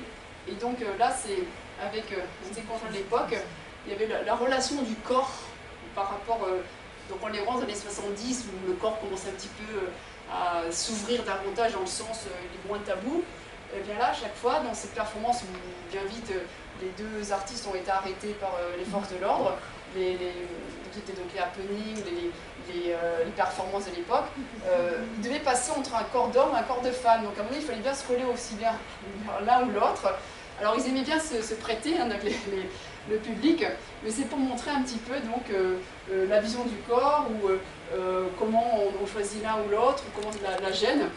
Elle a fait aussi une performance incroyable, Marina Abramovic, elle a donné la possibilité de se faire frapper avec des plumes ou alors avec des choses plus violentes. Et on voit un petit peu comment l'être humain réagit par rapport à la violence. Bon, c'est l'époque qui voulait un petit peu ce type de performance, un petit peu curieuse. Donc, comme je vous disais, donc, des scarifications, la mort, des choses un peu morbides, un petit peu désagréables. Mais c'est une appropriation de son corps et pas un corps beau, un corps sensuel, un corps érotique, un corps meurtri. C'est un corps meurtri qui est montré, un corps qui a souffert. Et donc voilà, donc il y a ces peintures, ces représentations et ces propositions qui sont faites. Bon, on aime ou on n'aime pas, mais derrière on est dans le questionnement, hein, on va dire, hein, le questionnement intellectuel, et plus que dans le visuel et l'esthétisme. Alors Königslinger, pareil, hein, le gâteau de la mariée, hein, donc la femme, la virginité, on n'en a pas tellement trop parlé parce que c'était pas trop la thématique non plus, mais voilà l'importance de la virginité chez une femme mariée. Donc voilà, c'est une femme qui, c'est un gâteau, alors elle a toute une série de photos où elle met donc à l'endroit entre guillemets stratégique une fleur, enfin, il y a toute une déclinaison de peinture, enfin de photographie pour montrer voilà, la femme voilà, qu'on offre comme un gâteau, qu'on mange, qu'on goûte, pour montrer le corps de la femme toujours au service de l'homme, pour le plaisir de l'homme. Vallier Export, très intéressante, alors on la voit avec sa petite tête d'ange, avec sur le consentement, donc là il y a une caisse, en dessous elle est seins nus, et en fait décide oui ou non si les hommes ou les femmes peuvent donc toucher sa poitrine. Donc voilà, donc une performance donc, artistique sur le consentement, sur je veux pas. Vallier Export, ce qui est intéressant, a fait aussi, elle est intervenue dans les cinémas pornographiques, donc on est en plein essor aussi donc, dans ces années-là de la pornographie. Elle a intervenu avec une Kalachnikov, avec tout en cuir, avec des cheveux ébouriffés. Et au niveau du pubis, eh ben, elle n'avait rien, elle avait découpé son pantalon, donc on voyait son sexe. Et elle arrive en montrant voilà, le corps de la femme comme il est montré dans ces films-là, juste pour, voilà, je ne fais pas un dessin, comment il est considéré. Donc c'est une revendication au niveau artistique. Donc elle s'est fait prendre en photo donc, dans des positions dites masculines avec la Kalachnikov. Il intervenait donc dans les cinémas pornographiques pour dénoncer l'image dégradante de la femme dans ces films-là. Orlan, qui est venu il y a à peu près 6 mois, 1 an, elle est venue à Nice, à la galerie de Belle d'ailleurs, d'Eva Vautier. Alors, pour avoir fait cette performance, le baiser de l'artiste, alors soit la Vierge ou la putain, donc elle était professeure d'art et elle a été donc licenciée parce que c'était trop osé. Donc en fait, les personnes donnaient 5 francs et elle avait droit à un baiser d'artiste. Donc c'est vraiment j'offre mon corps, donc elle a une espèce de blouse. Donc selon, elle se mettait soit derrière la Vierge, soit derrière la putain. Donc c'est une manière toujours pareille de dénoncer la femme, de la mettre dans des catégories. Vierge ou putain, il n'y a rien au milieu, entre guillemets, puis toujours catégorifié selon les critères de l'homme. Alors aussi, ce qui est intéressant chez Orlan, c'est qu'elle se filme en mettant des implants. Elle a fait 6-7 opérations, elles sont des implants au niveau des tempes. Elle dit que son corps, c'est le support d'une œuvre, c'est une œuvre d'art. Et donc elle a ses cheveux un petit peu bicolores, enfin, elle est très intéressante. Enfin, c'est vraiment, si vous avez l'occasion de la rencontrer, elle est vraiment incroyable. Donc toujours dans une lutte à travers ses performances, ses peintures, la lutte contre donc, la place des femmes dans la société et du corps des femmes. Je dis Chicago, c'est la première œuvre féministe dans les années 70 où il y a presque 1000 noms gravés de femmes oubliées dans tous les domaines. Donc c'est intéressant parce que c'est déjà, donc, vous voyez, donc maintenant on en parle davantage des femmes oubliées, mais c'est déjà un travail qui avait été déjà commencé dans les années 70-80, qui est un petit peu tombé dans l'oubli entre guillemets, qui revient justement suite au dernier mouvement féministe. Et donc toujours cette prise de conscience des femmes des années 70, de cet oubli systématique des femmes dans la société. Donc les femmes, on dirait qu'elles n'ont pas fait l'histoire, que ce soit l'histoire de l'art, l'histoire des sciences, l'histoire tout court, car toujours oubliée, et une histoire écrite par les hommes et pour les hommes. Donc ça c'est intéressant ce travail. Je ne sais pas si vous connaissez, je suis de Chicago. Alors les nouvelles générations, est-ce que vous savez ce que c'est? Des chaussures, elles sont faites en quoi? En casserole et en couvercle. Donc c'est Marilyn, ça s'appelle Marilyn. Donc c'est des escarpins donc, qui symbolisent la féminité, donc quelque chose de sexy, mais avec la matière donc, dans laquelle c'est fait, ben, la cuisine, voilà, chacun sa place. Et là, vous avez en quoi il est fait ce lustre? En tampax. Exactement, en tampax. Alors il a fait scandale, alors attention, on ne sait pas ce que c'est. Oui, oui, oui. C'est pas nous. En tampax, et ça a fait scandale parce que c'était le matériau qui gênait. Alors que bon, alors, regarde, c'est l'idée, voilà, qu'on s'en fait, la représentation. Donc dans la galerie Palais des Glaces à Versailles, là, il y a eu beaucoup aussi d'œuvres provocantes, il n'y a pas que elle, hein, il y avait, je pense c'était Yannick Kapoor qui a fait le vagin de la reine. Pareil, c'est dans le jardin à Versailles, mais c'était en fait une espèce d'énorme corps, mais ça ressemblait, en fait, c'est juste le nom qu'on met dessus qui fait que ça choque les personnes. Donc, comme quoi, donc, le concept. Donc, Max Concelos, qui doit avoir une quarantaine d'années, qui est franco-portugaise. Donc là, pareil, donc, les femmes sont aussi dans le monumental, parce que l'art s'expose, on peut le voir, il y a de plus en plus d'œuvres à l'extérieur, il sort des musées, il sort des maisons, il est dehors dans la rue, dans le tram, d'ailleurs dans les métros. Les femmes sont partout, dans le street art bien sûr, la rue Roubaix. Il y a eu en 2014 une exposition dédiée à l'art street art. Là c'est Mystique, qui est décédé il n'y a pas très longtemps, qui est très connu aussi pour son engagement. L'art monumental, donc bon, des fois on peut mettre ça chez soi, c'est un peu compliqué, donc c'est des femmes aussi qu'on connaît moins. C'est possible. Alors, quelques chiffres pour terminer. Donc depuis les années 2000, il y a de plus en plus de femmes qui sont à la tête de lieux d'exposition, donc du coup qui proposent plus de femmes artistes. En 2009, le Centre Pompidou a proposé Expo L. Donc il y a eu plus de 2,5 millions de visiteurs et de visiteuses, ce qui était énorme, avec que des femmes artistes. Ensuite, donc, depuis les mouvements féministes récents, certains musées ont complètement reprogrammé, je ne sais pas si vous vous en souvenez à ce moment-là, toutes leurs manifestations en mettant les femmes à l'honneur. Donc ce qui est vraiment extrêmement bien, mais c'est toujours à chaque fois des petits musées ou des expositions moindres, moins connues. Il y a un prix Award qui est décerné aux femmes artistes de moins de 40 ans, parce que comme on a vu pour certaines qui ont une notoriété en termes d'exposition, là il a fallu attendre 80-90 ans, une fois décédée. Hein. Aujourd'hui, où est-ce que nous en sommes? Eh bien, parmi les 15 artistes vivantes les plus cotées, il n'y a aucune femme. Jenny Saville, c'est l'artiste vivante la plus chère au monde. Elle a des toiles vendues pour 12,4 millions $. C'est pas mal. Parce que vous savez, l'artiste le plus coté, à combien il vend ses toiles? 90 millions. C'est Jeff Koons. Alors, on voit pas la différence entre 10 millions et 90 millions. C'est pas le même ordre, c'est la même échelle. En 2019, 4 femmes contemporaines ont dépassé le million au niveau des enchères. Dans le top 100 d'Art Price, 12 femmes sont cataloguées seulement. Christie's donc, a proposé un événement en mars 2019 ne proposant que des femmes aux enchères, parce qu'il y a un engouement en ce moment. Si vous voulez investir dans l'art, achetez des œuvres d'art féminine, des femmes. Dans 20 ans, ça vous vaudra son pesant d'heures. Ça monte, ça monte. C'est vrai, c'est vrai.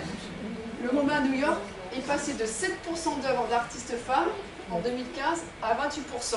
Ça augmente tout doucement. Bon, c'est pas terrible, mais bon, c'est mieux qu'avant. En 2020, le musée Baltimore a décidé de n'acheter que des œuvres de femmes et de n'exposer que des femmes. C'était qu'en 2020, il faut qu'il fasse ça chaque année en fait. Hein. Mais bon, c'est un début, ce sont les prémices. 87% des artistes exposés dans les 18 plus grands musées aux USA sont des hommes. Et donc, pourtant, on en a vu quelques-unes. Bon, je suis restée plutôt sur la France, mais ces mouvements artistiques sont partout dans tous les pays. Hein. Le Prado, donc le musée à Madrid, ne compte que 9 peintures de femmes et une sculpture. Aujourd'hui, c'est absolument ridicule. En France, 60% des artistes diplômés sont des filles. Elles ne représentent que 15% des collections publiques. Il y a des fonds qui sont alloués et systématiquement, on va choisir plus une œuvre faite par un garçon, un jeune et diplômé, qu'une jeune diplômée. Pourquoi? Il y a encore des préjugés. Alors, après, ça ne vous appelle pas, mais systématiquement, on va miser sur un homme. Pourquoi? Ça, c'est... Voilà, tout un changement de mentalité à faire. Au Louvre, ne sont exposées que 42 œuvres réalisées par 28 femmes sur presque 5500. C'est même pas 1% des œuvres. Et sur ces 42 œuvres, qui sont essentiellement des petits formats. Et Orsay, qui fait un petit peu mieux, il y a 7% de femmes exposées. Donc il y a encore beaucoup de boulot. Hein. Bon voilà, je vous remercie pour votre attention.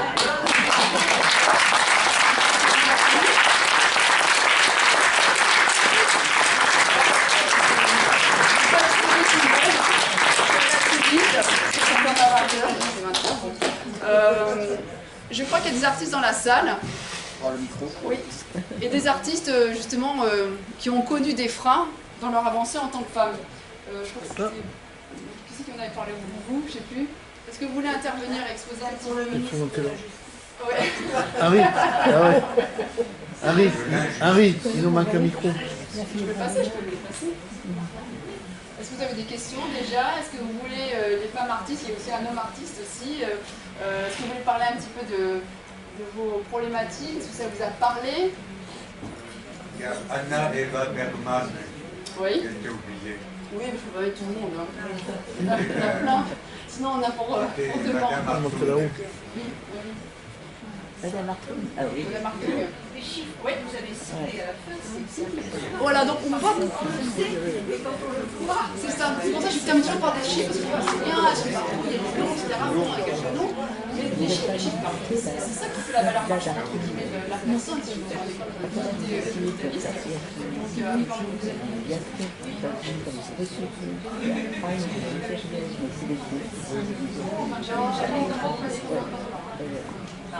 Bonsoir.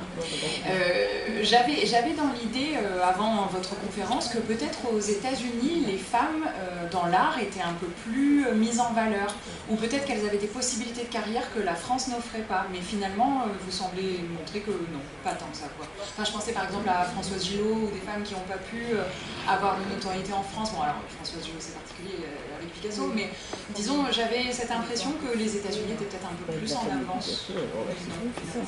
Oui, peut-être un petit peu plus, parce qu'il y a quand même beaucoup de femmes qui ont fait carrière. Il y a beaucoup de femmes qui ont fait carrière aux États-Unis, mais l'un dans l'autre, il n'y a pas de grande différence majeure. Donc, après, c'est pas les mêmes échelles. C'est vrai que la France reste assez rétrograde. Hein. Alors, il y a l'IVES qui est intervenu, donc c'est vrai qu'au niveau des expositions. Moi, j'aurais pu rester, mais on était mariés. Ah oui, c'est vrai que tu es allé aux États-Unis, oui. Mais c'est vrai que c'est compliqué de percer. Je crois qu'il y avait des femmes artistes, je ne sais pas où vous êtes passées, donc qui me racontaient un petit peu leur déboire, et pour percer, c'est compliqué. Donc, parce qu'il y a toujours ce frein.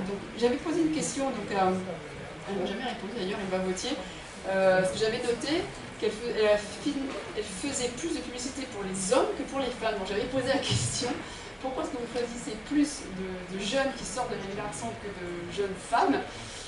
J'ai pas de réponse. Non, je sais pas, je pense que c'est des préjugés. Une femme artiste va avoir des enfants, elle va s'arrêter, donc du coup elle va moins créer parce qu'elle sera fatiguée parce que le bébé il a pleuré toute la nuit. Donc il y a toujours ça, hein, et on le voit aussi dans tous les milieux sportifs. Là, il n'y a pas très longtemps, il y avait la navigatrice Clarisse, je ne sais plus comment son nom de famille, qui n'a pas pu concourir à la régate parce qu'elle a eu un enfant. C'était le mois dernier. Donc il y a toujours ces freins liés à la maternité, liés au fait que voilà, ça peut freiner une créativité, des performances physiques.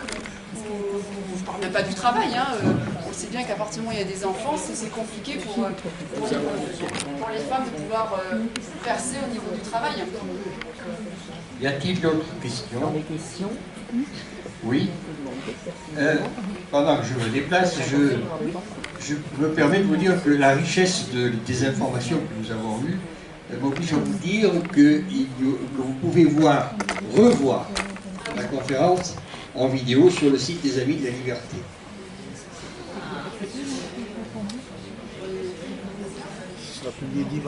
On a beaucoup de mal à échapper aux stéréotypes et aux présentations convenues. Tout à l'heure, vous avez présenté une série d'œuvres et des artistes qui les ont réalisées, en particulier une très jolie toile de Sonia Delaunay. Et Sonia Delaunay était présentée comme l'épouse de Robert Delaunay. Et si on présentait les œuvres de Robert Delaunay, est-ce que tout de suite on dirait qu'il est le mari de...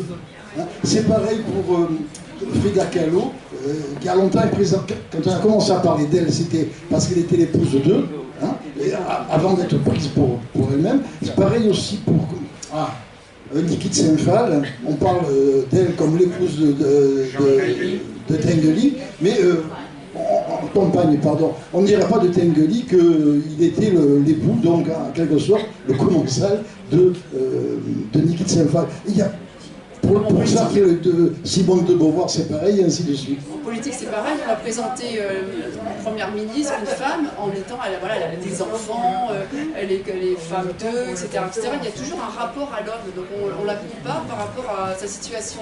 Et ça, c'est vraiment donc aussi aux mentalités de changer, à la presse de changer, parce que la présentation qu'on en fait, la publicité qu'on en fait, elle se fait à travers le quatrième pouvoir qui sont les médias. Et donc il faut vraiment changer de paradigme et se dire voilà, une femme elle existe en tant que telle, elle n'est pas fille d'eux ou mari d'eux, enfin femme, épouse d'eux du moins. Et c'est vrai que pour changer ça, c'est pas évident. C'est comme lorsqu'on parle, quand on réfléchit toujours en mode masculin. Dans le sens où quand on se représente ou quand on parle, c'est toujours l'écriture inclusive, tout simplement. Donc je sais que ça heurte pour la lecture, c'est pas toujours évident, surtout à l'oral, mais la représentation du féminin dans la communication, dans la langue, c'est extrêmement important pour la représentation. Psychologiquement parlant, on se représente.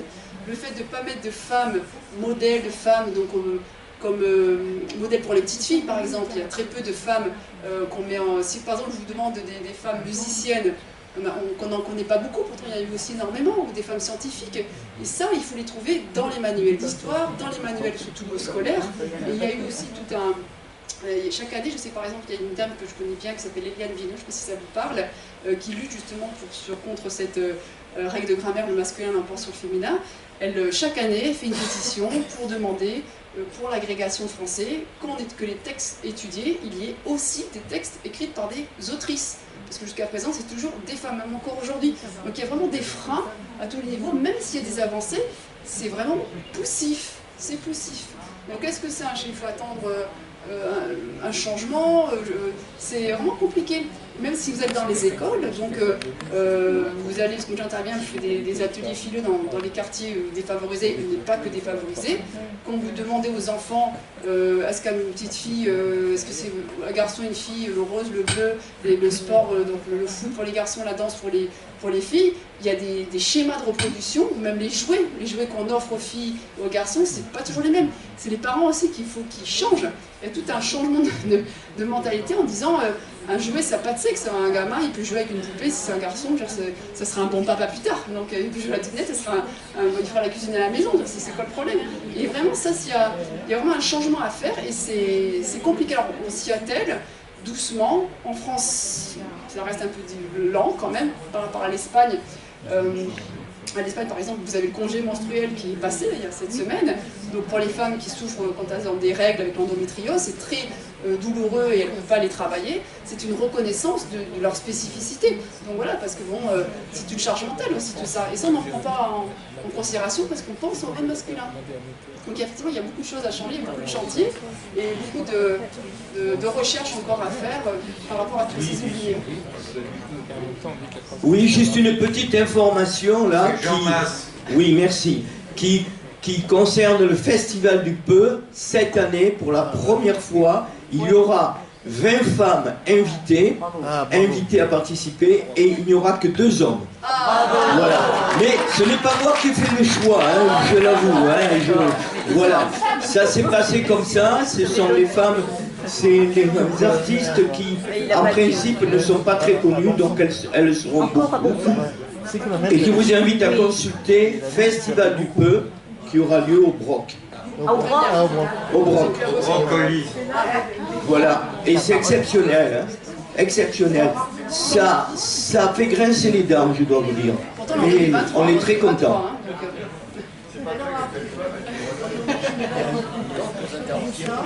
Oui. Une revue italo-française et j'ai 2 pages. Une page en italien, une page en France. Et c'est sur Internet. Sur, je comprends rien du tout à Internet.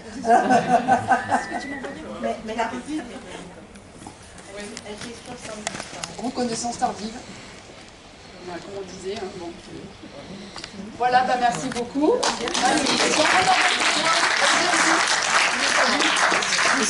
Ah,